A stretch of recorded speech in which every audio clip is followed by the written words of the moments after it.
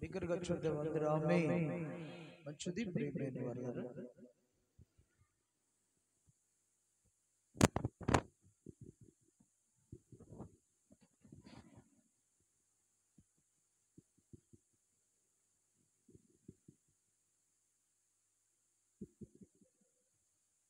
ప్రభు బల్లారాధనకి వచ్చిన మీరందరూ కూడా అనేక దినాల నుంచి మన వాక్యాలు వింటుంటున్నాం. ప్రభు సంస్కారం తీసుకోవాలంటేనే ప్రభు రాత్రి భోజనం అంటే ప్రభు యొక్క శరీరము, ప్రభు యొక్క రక్తం. ఏంటంటే ఇది మీరు తీసుకునేది రొట్టె కాదు, రసం కాదు. ఇది ఒక ప్రభు యొక్క శరీరము, ప్రభు యొక్క రక్తం. ఎందుకు ప్రభు యొక్క శరీరము రక్తం ఆయన మనకి ఇస్తున్నాడు అంటే మన జీవము కొరకు, లోకంలో జీవించకుండా దేవునిలో జీవించడానికి. ప్రభు యొక్క శరీరం రక్తం ఎందుకు మనకి ఇస్తున్నాడు ఆయన అంటే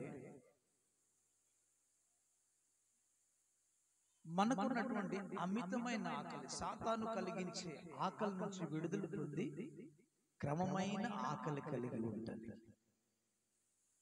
మూడోది, మనకు ఆయన ఎందుకు ఇచ్చాడు, తీసుకోమన్నాడు, హెచ్చరించాడు, వాగ్దానం చేశాడంటే ప్రియులరా, విపరీతమైన దాహార్తి, మానవుడు ఎంత దాహం ఎంత తీసుకున్నా దాహం తీరని పరిస్థితి మానవాళ్ళకి కలిగి ఉంది. కాబట్టి వారి యొక్క ఈ నీరు భౌతిక సంబంధమైనటువంటి ఇది నిజమైన పానీయం కాదంట. నిజమైనటువంటిది, నీకు తృప్తినిచ్చేది, నీకు ఆ దాహాన్ని తీర్చేటువంటిది కాదు.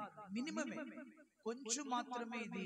ఈ నీరు మనల్ని తృప్తినిస్తుంది, దాహం తీరుస్తుంది. కానీ విపరీతమైన దాహార్తిని తీర్చలేకపోతుంది. కాబట్టి ఆయన రక్తాన్ని మన కోసం ఇచ్చి, తన రక్తాన్ని నిజమైన పానీయముగా మన కోసం ఇచ్చి, తాగవలసింది ఇది తాగితే మీరు ఆ విపరీతమైనటువంటి స్థితి లేకుండా క్రమమైనటువంటి స్థితి కలిగి ఉంటారని నిజమైన పానీయముగా దేవుడు మనకి ఇచ్చి, అంటే విపరీతమైన ఆకలిని జయించడానికి శక్తిని ఇవ్వడానికి, విపరీతమైన దాహార్తిని జయించడానికి శక్తిని ఇవ్వడానికి తన రక్తాన్ని దేవుడు మన కోసం నిజమైన పానీయంగా ఇచ్చాడు. మూడోది, ఎందుకోసం మనం తీసుకోవాలి ఈ శరీర రక్తాలు అంటే ప్రియులరా, నిత్య జీవం పొందుకోవటానికి. స్తోత్రం. నిత్య నరకానికి వెళుతున్న మానవాళి ఆ నరకం నుంచి తప్పించబడాలంటే ఈ లోకంలో ఆయన ప్రభునందు విశ్వాసం ఉంచాలి, ప్రభు నమ్ముకోవాలి, ప్రభునందు విశ్వాసం ఉంచాలి, ప్రభు మాటను నమ్మాలి, ప్రభు మాట ప్రకారం జీవించాలి, రక్షణ పొందాలి, ప్రభు బల్లలో పాల్గొనాలి. అలాగా నువ్వు జీవిస్తే, క్రమమైన జీవిస్తే, కొంతమంది బాప్తిసం తీసుకుంటారు, బల్లారాధన తీసుకోరు. అలాంటి వారికి హెచ్చరిక అన్నమాట. తీసుకున్నప్పుడే నువ్వు నిత్య జీవాన్ని, నిత్య రాజ్యాన్ని స్వతంత్రించుకుంటావు. ఐదవది, నిత్య జీవాన్ని కలిగి ఉంటావు, అంటే ఇటర్నల్ లైఫ్ కలిగి ఉంటావు. ఇక మరణ వేదన లేని జీవితం జీవించడానికి ప్రభువారు నీకు ఇస్తున్నటువంటి గొప్ప సదవకాశం. ఈ లోకంలో ఉన్నప్పుడు ఇలా చేస్తేనే మీరు అలాగా ప్రభు రాజ్యానికి, నిత్యత్వానికి, నిత్య రాజ్యానికి వారసులు అవుతారు అని చెప్పటానికి ప్రభువారు మన కోసం తన శిలువలో నలుగొట్టబడి రక్తమును ఆకరబొట్టు చిందించి దానిని మనకు ఇచ్చాడు అన్నమాట. నిత్యత్వాన్ని స్వతంత్రించుకొని నిత్య జీవాన్ని చేరటానికి ప్రభు మన కోసం ఈ ప్రభు బల్లారాధన ఏర్పాటు చేశాడు. కాబట్టి ప్రియులారా, అనేక సంవత్సరాల నుంచి దేవుని వర్తమానాలు వింటుంటా ఉంటాం. ఈ రోజు నన్ను క్రీస్తు రక్తమును గురించిన విషయాలు బోధించాలని పరిశుద్ధాత్మ నాకు తెలియజేశాడు. యేసు రక్తం, ప్రభువారు మన కోసం ఎంతగానో కల్వరిలో నల్లగొట్టబడ్డాడు, గాయపరచబడ్డాడు. ఆయన గాయాలు నొందింది పంచగాయాలే కాకుండా దేహమంతా నాగలసాలలో దున్నబడటం, కొట్టబడటం, గుద్దబడటం, ముఖం మీద గుద్దారు, ముళ్ళ కిరీటం కదా తలను ఉంచారు, పంచగాయాలు, చేతులలో గాయాలు, మేకులు కొట్టారు, చేర మేకులు అంటారు, కఠినమైన మేకులు. ఎంత కఠినపరుచుకున్నారు మానవాళ్ళని. ఆ చేతులతో ఆయన ప్రేమను పంచిన చేతులలో చీరమేకులు కొట్టి మన కోసం కాలినడకన సువార్త ప్రకటించి దేశ దేశాలు తిరిగి దేవుని రాజ్యాన్ని గురించి ప్రకటించి అందరినీ దేవుని రాజ్యానికి వారసులుగా చేయడానికి ఆయన పడుతున్న ప్రయాస, కాలినడకన నడిచి మన కోసం ఆయన సువార్త సేవ అందరికి అందిస్తే దేవుని రాజ్యాన్ని గురించిన విషయాలు బోధిస్తే అందరిని విమోచిస్తే ఆయన పాదాలలో చీరమేకులు పెట్టారు. ఇక ఆయన వర్ణించడానికి వీలు లేదు. స్వరూపమైన సొగసైన లేనివాడుగా యెషయా 53 అధ్యాయంలో మనం చూస్తాం. ఆయన దెబ్బలు తిన్నదే, గాయాలు పొందింది మనం అంటే స్వస్థత పొందడానికి. దేవునికి స్తోత్రం. ఈ రీతిగా ప్రభునందు ప్రియులారా, ఆయన మన కోసం శిలువలో ఎంతగానో బలియాగమయ్యాడు, మన కోసం చనిపోయాడు, సమాధి చేయబడి తిరిగి లేచాడు. తిరిగి రానయ్యున్న దినాలలో మనం ఉన్నాం కాబట్టి ఇక్కడ మెళుకుగా ఉండి ప్రభు బల్లాన్ని తీసుకుంటూ ప్రభులో జీవిస్తూ ప్రభు కోసం జీవించాలి, వెలుగుతూ ఉండాలి. ప్రభు బల్లాన్ని తీసుకుంటున్నావంటే నువ్వు వెలుగుతున్న దీపాన్ని అని అర్థం. దేవునికి స్తోత్రం. తీసుకోలేదంటే ఆరిపోయావని అర్థం. ప్రభు బల్లాన్ని తీసుకోవాలంటే నువ్వు వెలుగుతున్నావు అని అర్థం. తీసుకోవటం లేదంటే ఆరిపోయి ఉన్నావు అని అర్థం. కాబట్టి ప్రభు బల్లాన్ని తీసుకుంటూ వెలుగుతూ నలుగురికి వెలిగిస్తూ ఈ లోకంలో ప్రభుకు సాక్షిగా ఉండాలని ప్రభు కోరుకుంటూ ఉన్నాడు. ఈ రోజున మనం ధ్యానాంశంగా క్రీస్తు శిలువ రక్తమును గురించినటువంటి విషయాలు క్లుప్తంగా నేను చెప్పను, నాకు టైం చాలదు కాబట్టి ఆ వచనాలు చదివి వినిపిస్తాను. వాటి వివరణ జస్ట్ టూకీగా చెప్పుకుంటాం. దేవునికి స్తోత్రం చెప్పండి. ఒకసారి చూద్దామా క్రీస్తు రక్తమును గురించినవి. మత్తయి సువార్త 26వ అధ్యాయం 28వ వచనం. క్రీస్తు రక్తం యొక్క ప్రాముఖ్యత, ఎందుకు ఆయన మన కోసం రక్తాన్ని చిందించాడు, ఏంటి రక్తం యొక్క వాల్యూ, చదువు.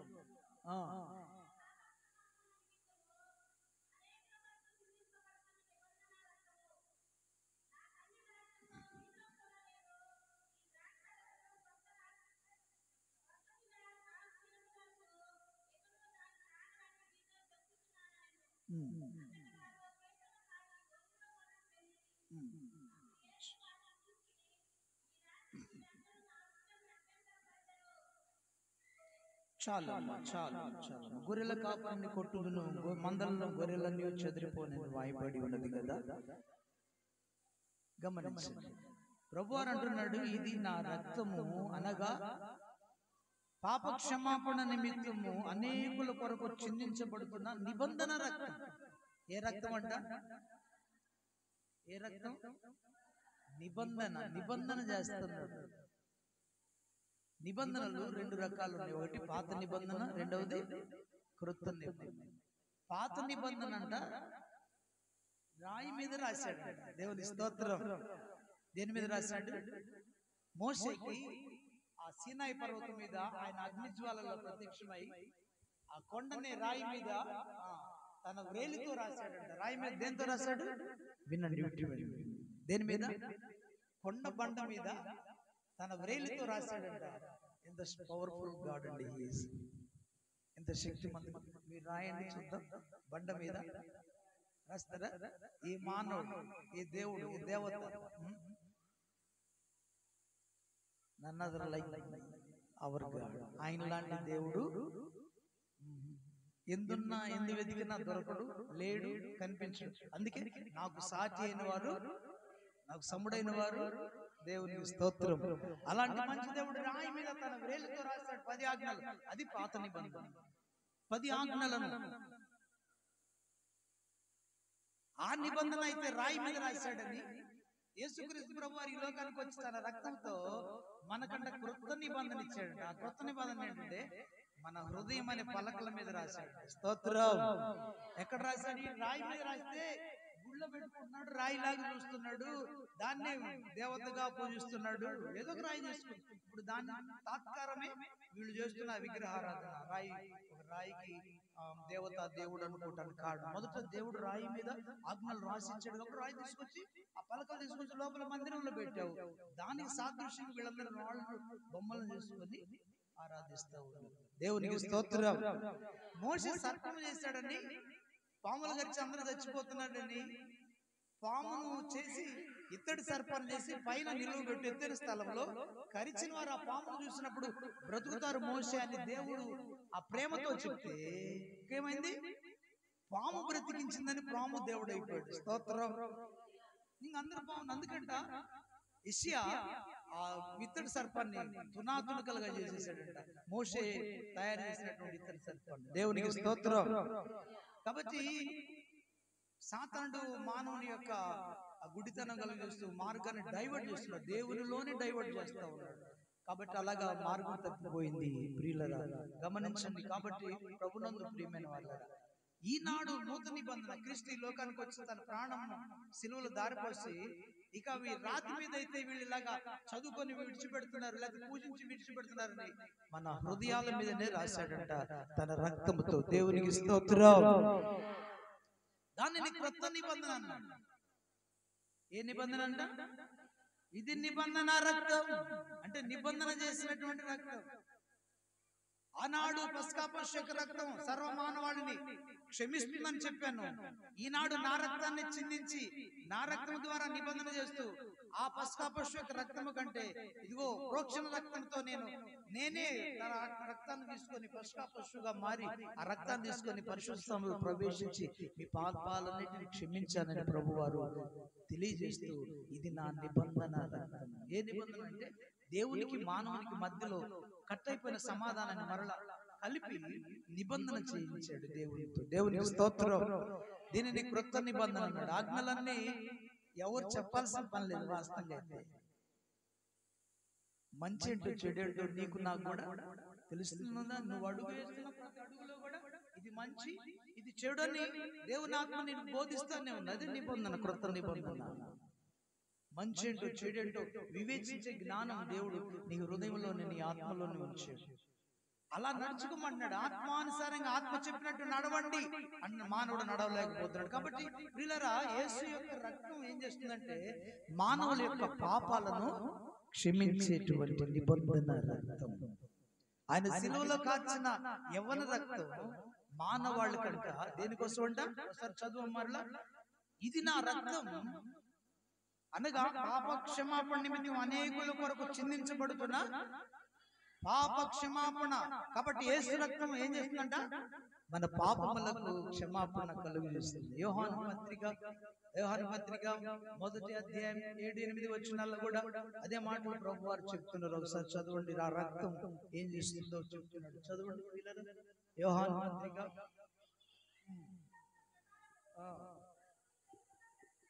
నడిచిన ఎడల అన్యోన్య సహవాసము గలవారమై ఉండి అప్పుడు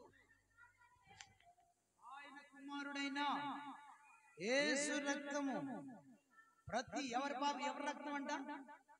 మేకల యొక్క రక్తము పాపములు తీసివేయడం అసాధ్యం. ఇంక ఎవరి రక్తం కూడా పనికిరాదు. అందరి రక్తంలో పాపం మిళితమై ఉంది. కాబట్టి పాపము లేని రక్తం ప్రభు అయిన యేసు, పాపము లేని దేవుడు ప్రభు అయిన, చెప్పండి ఎవరంట? ప్రభు అయిన యేసు ఎవరు? పాపం లేని దేవుడా, పాపం ఉన్న దేవుడా? మాకు జయించడం చేత కాదంటున్నారు. సమంతక మణిని లేదా కిరీటాన్ని, ఆ వెలుగును ధరించడానికి మాకు యోగ్యత లేదని మాట్లాడుతున్నారు. మేమందరూ పాపం చేసి కర్మఫలం అనుభవిస్తున్నారు అంటున్నారు. ఈ లోకంలో ఉన్నటువంటి దేవతలు దేవుళ్ళు అనుకుంటున్నారు. యేసయ్య ఒక్కరే అంటున్నాడు, నాలో పాపం ఉందని మీరు రుజువు చేయగలరా? అంత సవాలుగా మాట్లాడినటువంటి దేవుడు. ఎందుకంటున్నాడు? యేసు యొక్క రక్తమే మానవులకు పాప క్షమాపణ, పాప విమోచన కలిగిస్తుంది. ఏ విధంగా నీవు పాపాలు విమోచన పొందలేవు. యేసు ప్రభు వారి దగ్గరకు వస్తేనే, యేసు ప్రభు వారిని నమ్ముకుంటేనే, ఆయన రక్తాన్ని ఆశ్రయిస్తేనే, కడుక్కుంటేనే, నువ్వు రక్షణ పొందితేనే అప్పుడు ఆయన రక్తంలో నీకు పాపాలు విమోచిస్తాడు, నీ పాపాలు క్షమిస్తాడు. కాబట్టి పాపములు క్షమించడానికి చిందింపబడుచున్న నా రక్తం అంటున్నాడు. ఏంటి ఆయన రక్తం? ఏం చూపించాడు? ఒకసారి చదవండి. అక్కడే మత్తయి సువార్తలోనే దేనిని చూపించి ఆయన రక్తం అంటున్నాడు. చూద్దాం. 17వ వచనం మత్తయి సువార్త 26వ అధ్యాయం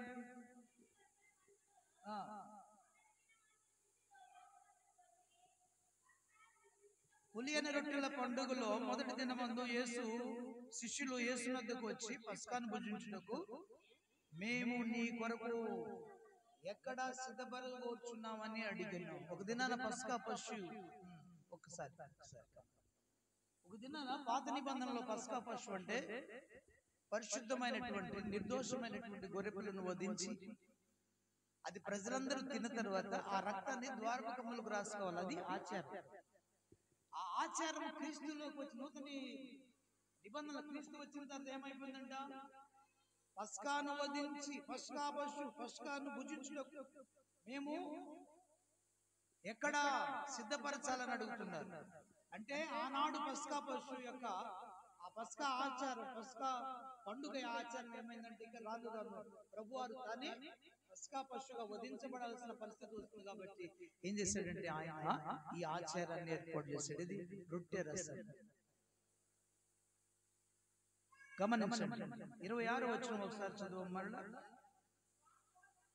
వారు భోజనము చేయుచుండగా, ఏంటంట వినాలి, వారు భోజనము చేయుచుండగా యేసు ఒక రొట్టెను పట్టుకొని ఇది దానిని ఆశీర్వదించి విరిచి తన శిష్యులకు ఇచ్చి, మీరు తీసుకొని తినుడి, ఇది నా శరీరం అని చెప్పాను. మరియు రొట్టెను తీసుకున్నాడు.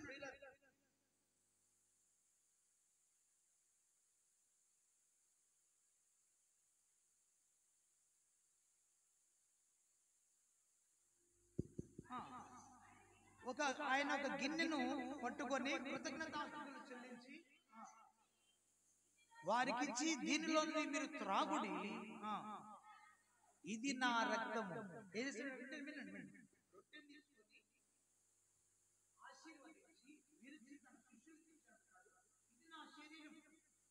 నన్ను జ్ఞాపకం చేసుకున్నాడు, దీన్ని చేయండి. గిన్నెను పట్టుకున్నాడు, దానిలో ద్రాక్ష రసం ఉంది. దేవునికి ప్రార్థించి కృతజ్ఞతాస్తుతులు చెల్లించి, ఇది నా రక్తం, దీనిని మీరు తీసుకొని త్రాగండి. నిబంధన రక్తం, ఇది మీకు అనేకుల కొరకు పాపం వరకు చిందించబడుతున్న రక్తం అని చెప్పేసి ద్రాక్ష రసాన్ని ఆయన ఏం చేసిన ఆశీర్వదించి, ఇలాగ మీరు చేయమని వాగ్దానం చేశాడు. కాబట్టి ఇలాగ చేయమని మనకు నేర్పాడు. కాబట్టి అంటున్నాడు పౌలు గారు, అన్నాడు ఇది నాకు అప్పగించబడింది అన్నాడు. ఏమన్నాడు?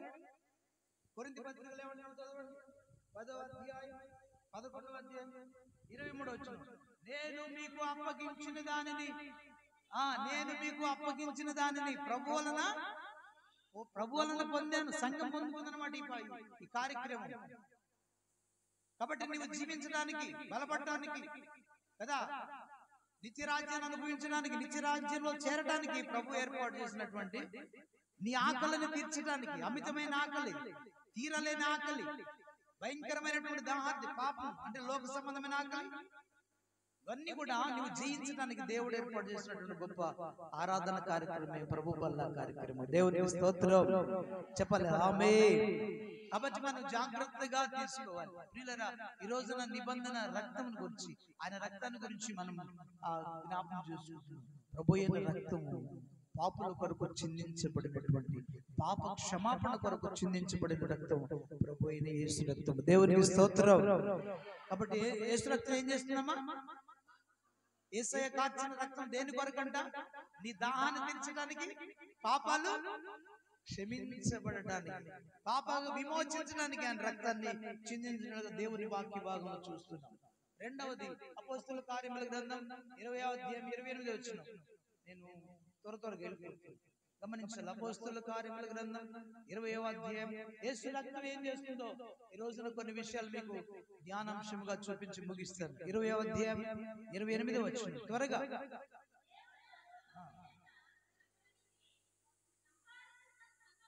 దేవుడు తన స్వరక్తమిచ్చి సంపాదించిన తన సంఘమును కాయుటకు పరిశుద్ధాత్మ మిమ్ము దేని యందు అధ్యక్షులుగా ఉంచును ఆ యావత్తు మందను గురించి మీ మట్టుకు మీరు జాగ్రత్తగా ఉండండి. దేవునికి మహిమ కలుగును గాక. దేవుడంట సంఘాన్ని తన స్వరక్తం ఇచ్చి కొన్నాడు. వినాలి, రక్తం ఏం చేస్తుందంట? రెండవది, రక్తం ఏం చేస్తుందంటే సంఘాన్ని కొంటుంది, ఆత్మలను కొంటుందంట. స్వరక్తం ఇచ్చి సంపాదించిన సంఘము అంటున్నాడు. కొనాలి అంటే చెప్పాలి. దేవుడు అంట సంఘం అంతా ఎక్కడో ఉందంట, దాన్ని రక్తం ఇచ్చి కొన్నాడంట. అది అర్థమైందా? సంఘం ఎక్కడుంది? సాతాను చేతిలో ఉంది. ప్రజలు ఎక్కడున్నారు? సాతాను చేతుల్లో ఉన్నారు. ప్రజలు ఎక్కడున్నారు?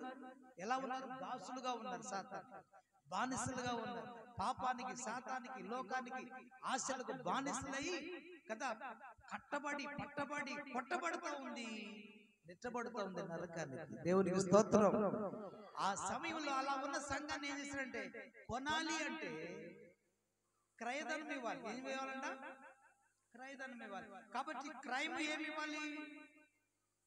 పాపాలు విమోచన కలగాలంటే, పాప విమోచన కలగాలంటే ఏ రక్తము కూడా పాపాలు తీసివేయలేకపోతుంది. ఎడ్ల యొక్క, మేకల యొక్క రక్తము పాపములు తీసివేయట అసాధ్యం. కాబట్టి పరిశుద్ధుని రక్తము చిందించబడాలి. దేవునికి స్తోత్రం. చెప్పండి హల్లెలూయా. హెబ్రీయులకు రాసిన పత్రిక, హెబ్రీయులకు రాసిన పత్రిక 9వ అధ్యాయం 23వ వచనం, 22, 23 22 చాలు, 22 చాలు. ధర్మశాస్త్ర ప్రకారము సమస్త వస్తువులను రక్తము చేత శుద్ధి చేయబడుననియు రక్తము చిందింపకుండా పాపక్షమాపణ కలుగుతుంది సామాన్యముగా చెప్పవచ్చును. దేవునికి స్తోత్రం. చెప్పాలి హల్లెలూయా. కాబట్టి ప్రియులారా, రక్తము 14 వచనం కూడా ఒకసారి చదువమ్మా. 9:14.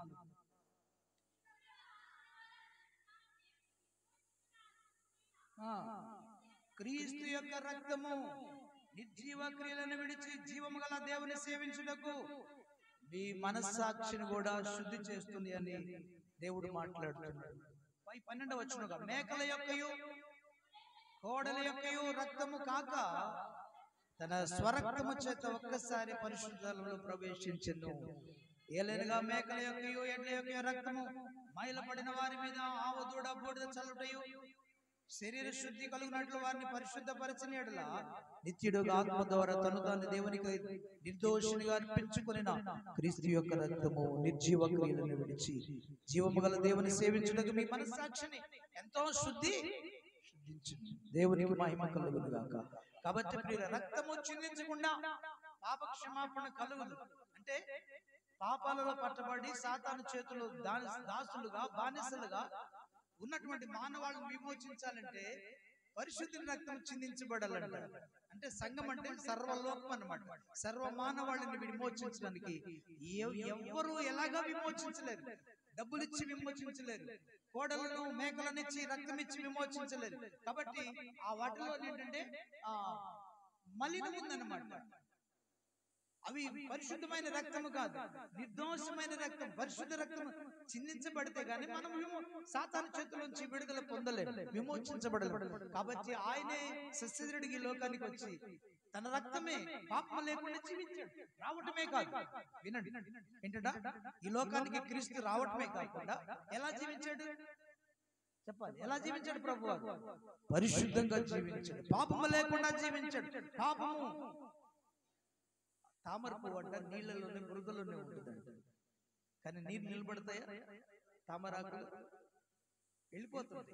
అలానే ఆయన లోకంలో ఉన్నాడు కానీ పాపం ఆయన అంటనివ్వకుండా ఉన్నది. పాపం ఆయన తాకలేదు. మనం అక్కడి నుంచి వచ్చాం, పైనుండే వచ్చాం, దేవుని దగ్గర నుంచి వచ్చాం, లోకంలో ఉన్నాం. ఏమంటుంది మనకి? మలినం అంటుతాం. దేవునికి స్తోత్రం చెప్పండి. కాబట్టి మన రక్తం సరిపోదు సాతాను చేతికి వెల చెల్లించడానికి. కాబట్టి ఆయన దేవుని యొక్క రక్తం, పరిశుద్ధుని యొక్క రక్తం చిందించబడాలి. కాబట్టి ఆయన ఈ లోకానికి పరిశుద్ధుడిగా కదా శరీరం ధరించి మానవుడిగా వచ్చి పరిశుద్ధంగా జీవించి ఆ రక్తాన్ని చిందించి మనలను సాతాను చేతుల్లో ఉన్నటువంటి క్రయప్రయత్నాన్ని చించివేసి మనను అపరాధములన్నిటిని క్షమించి మనల్ని ఆ చేతుల నుంచి విమోచించినటువంటి రక్తమే ప్రభువైన యేసు రక్తము. దేవునికి స్తోత్రం. కాబట్టి ప్రియులారా, సంఘాన్ని రక్తమిచ్చి కొన్నాడు మనలందరినీ ఆయన. యేసు రక్తము సాతాను చేతిలోంచి వాని బంధకముల్లోంచి మనల్ని విడిపించినటువంటి రక్తము ప్రభు అయిన యేసు రక్తం. పాపములోంచి విడిపించింది, సాతాను చేతిలోంచి వాని దాస్యములోంచి వాని రాజ్యములను విడిపించిన రక్తం ప్రభు అయిన యేసు రక్తం. దేవునికి స్తోత్రం. మూడో విషయం ఒకసారి గమనించుదామా? యోహాను సువార్త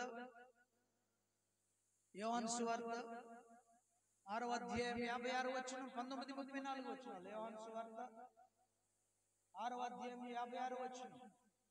త్వరగా. నా శరీరము తిని నా రక్తము త్రాగువాడు నా యందును నేను వాని యందును నిలిచి ఉండాలని. ప్రియులారా, నీకు ఎందుకు ఆయన రక్తం ఇస్తున్నాడంటే నువ్వు ఆయనలో నిలిచి ఉండాలని, క్రీస్తులో నిలిచి ఉండాలని.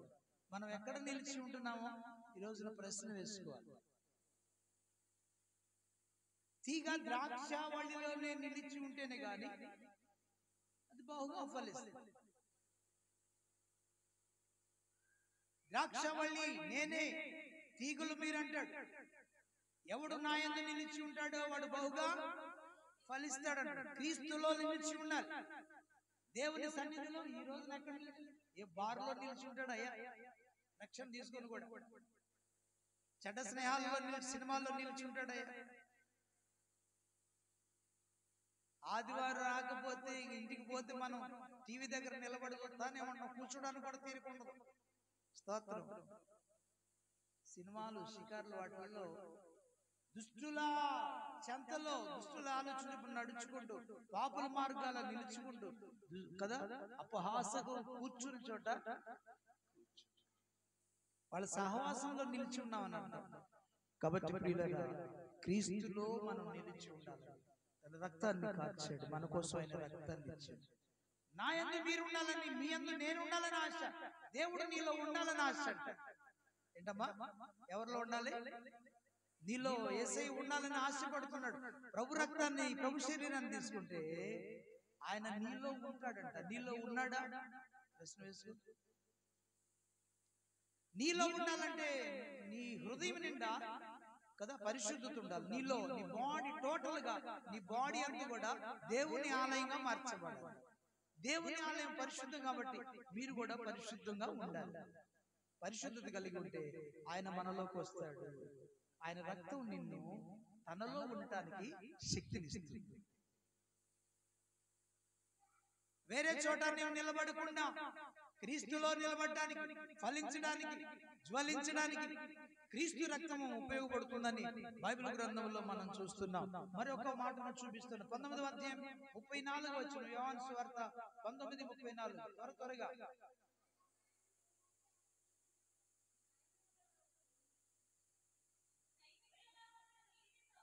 సైనికులలో ఒకడు ఈటెతో ఆయన ప్రక్కన ఎక్కడ పొడిచాడంట? సైనికులలో ఒకడు ఈటెతో ప్రక్కన పొడిచాడంట. చదువు. కార్యము సాక్ష్యం ఇస్తున్నాడు, ఇతని సాక్ష్యము సత్యమే.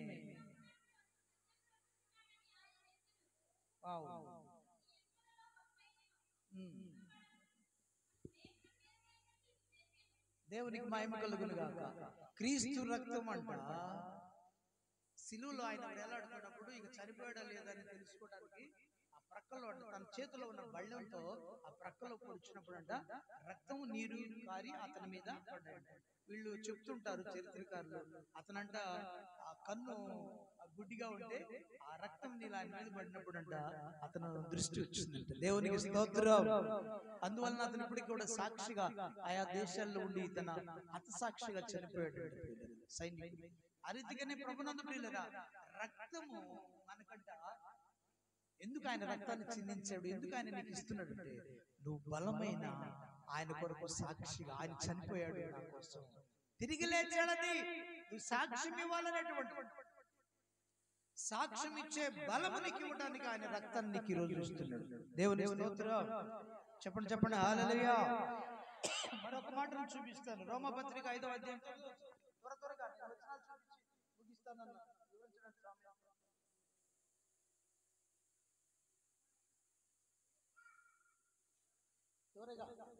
రోమపత్రిక 5వ అధ్యాయం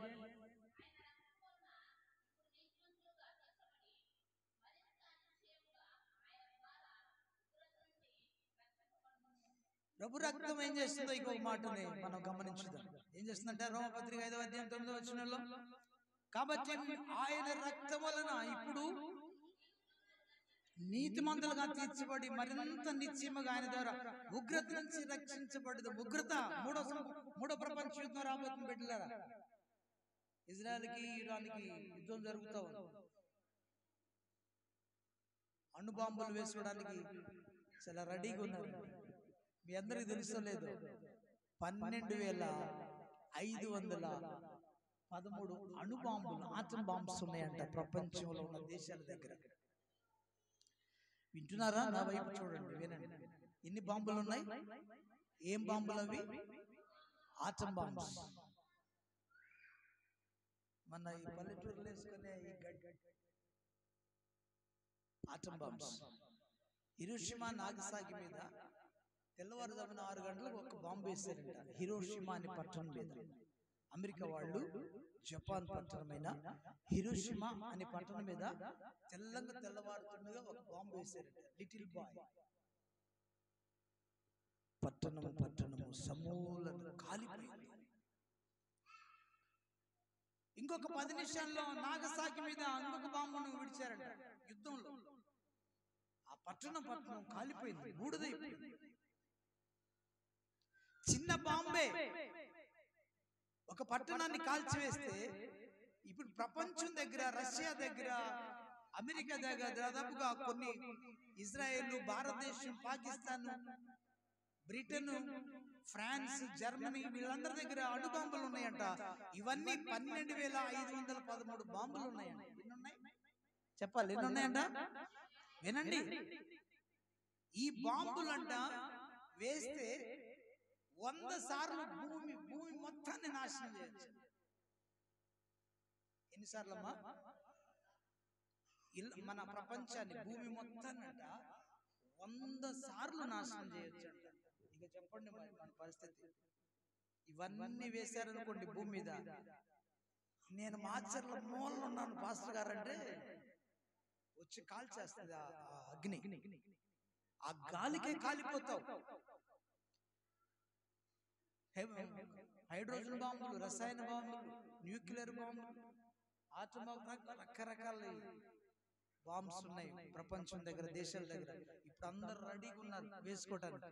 ఇప్పుడు యుద్ధం స్టార్ట్ అవుతా ఉంది. దేవుని దయ వల్ల ఇప్పుడు 2 సంవత్సరాలు 3 సంవత్సరాలు రష్యా ఉక్రెయిన్ ద్వారానే ప్రపంచ యుద్ధం వస్తుంది అనుకున్నాం.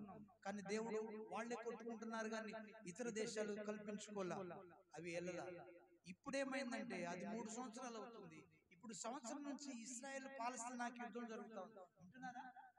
మీకు యుద్ధం జరుగుతుందని బావిలో ఉన్న ఏంటంట మాకేంది, మా దగ్గరకు వస్తేగా మాకు తెలిసేది. తెలుసా మీకు? ఇప్పుడు సంవత్సరం నుంచి ఇస్రాయెల్ దేశానికి పాలస్తీనాకి యుద్ధం జరుగుతుంది. ఇస్రాయెల్ దేశానికి లెబనాన్కి యుద్ధం జరుగుతా ఉంది. ఇస్రాయెల్ దేశానికి ఇప్పుడు ఇరాన్కి యుద్ధం. ఇరాన్ అంటే అది ఇంకా భయంకరమైన వెపన్స్ ఉన్నాయంట వాడి దగ్గర.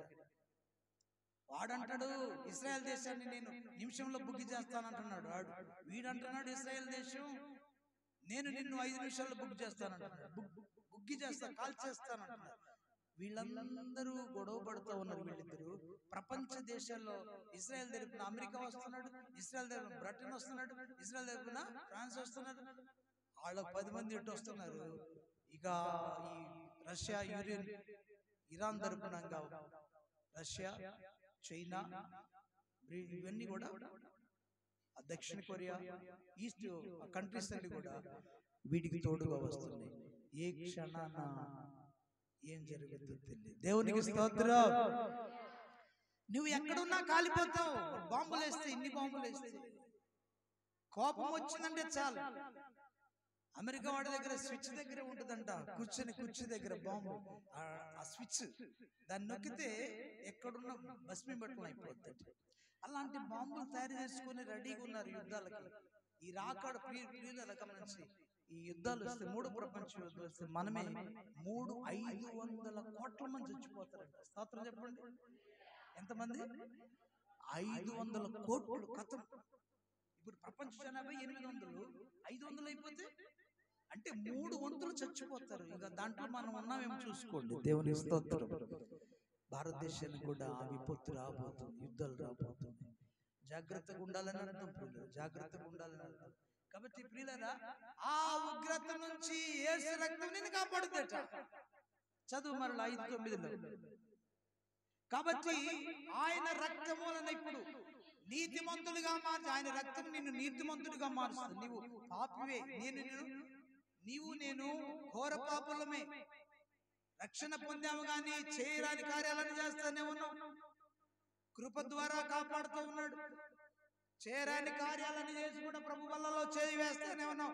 మనం ఇంకా బ్రతికి ఉన్నామంటే దేవుని కృప అని అర్థం. కాబట్టి ఆయన రక్తములో నిన్నంట నీతిమంతుడిగా మారుస్తుంది. చెప్పండి, యేసు రక్తం ఏం చేస్తుందంట? నిన్ను నన్ను నీతిమంతులుగా మారుస్తుంది. కృప ద్వారా, నీకోసం ఆయన కార్చిన రక్తం ద్వారా ఆయన రక్తం నిన్ను నీతిమంతులుగా మారుస్తుంది. నీ భక్తి కాదు, నీ సద్భక్తి కాదు, నీకున్నటువంటి క్రియలు కాదు ప్రియులారా, యేసు రక్తం మనల్ని నీతిమంతులుగా మారుస్తుంది. ఆ రక్తం అంటే మనం రాబోయే ఉగ్రత నుంచి కూడా కాపాడుతుంది. దేవుని స్తోత్రం. చెప్పండి చెప్పండి చెప్పండి ఏంటన్నా? రాబోయే ప్రళయాల నుంచి కాపాడుతుంది. భౌతిక సంబంధమైన ఈ ఉగ్రతే కాదు, రెండవ మరణానికి పాత్రులమైన నీవు చనిపోయిన తర్వాత రెండవ మరణం నీకోసం కాసుకొని ఉంది. ఆరని అగ్నిగుండం ఎదురు చూస్తూ ఉంది. ఆరని అగ్నిగుండానికి వెళతావా? క్రీస్తు రక్తాన్ని ఆశ్రయించి, ప్రభు నీ రక్తాన్ని నాకి, ప్రభు నీలో నేను ఉంటానయ్యా, నీవిస్తే నన్ను నీతిమంతురాలుగా మారుస్తావయ్యా, నీ రక్తాన్ని నాకి ప్రభు, నీ రక్తంలో నాకు పాప క్షమాపణ ఉన్న లేఖనం తెలియజేస్తుంది ప్రభు, నా దాహార్తను తీరుస్తుందయ్యా నీ రక్తం. కాబట్టి నీ రక్తాన్ని నాకు ఈరోజు ప్రభు.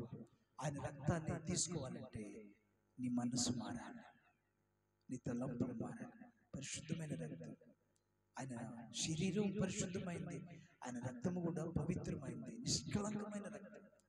ఆ రక్తాన్ని తీసుకోవాలంటే నీవు మనసు మార్చుకోవాలి, నీవు రక్షణ పొందాలి, పరిశుద్ధ జీవితం కలిగి నడుచుకోవాలి.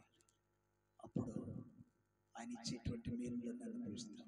ఈ మధ్యలో ప్రభు అయిన యేసుక్రీస్తు కృప మనకు తోడుగా నుండి ఆయన రక్తములో మనల్ని విమోచించునుగాక, కాపాడునుగాక.